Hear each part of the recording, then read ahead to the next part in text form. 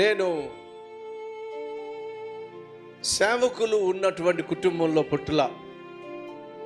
మా నాన్నగారు పాస్టర్ గారు కాదు, మా తాతయ్య పాస్టర్ గారు కాదు. నేను పాస్టర్ గారి కుటుంబంలో పుట్టులా. లేదా చిన్నప్పటి నుంచి నేను చదువుకుంటున్న రోజుల్లో కావచ్చు, కాలేజీకి వెళ్ళిన తర్వాత కావచ్చు, ఒక కాపరి కింద పెరగల. కానీ అతి చిన్న వయసులో రక్షించబడ్డా. 12 సంవత్సరాల వయసులో దేవుని మహాకృపను బట్టి రక్షించబడ్డా.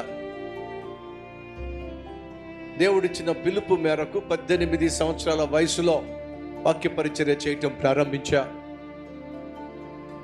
సో నా జీవిత ప్రయాణంలో నాకంటూ ఒక మెంటర్ లేడు.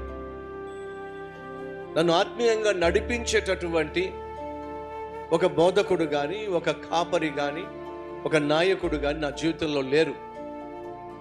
కాబట్టి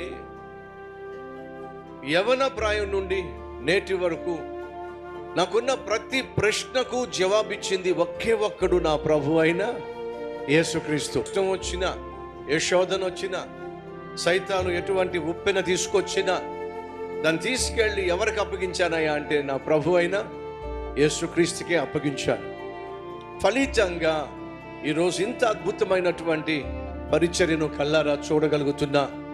మీ సహోదరి సహోదరులు,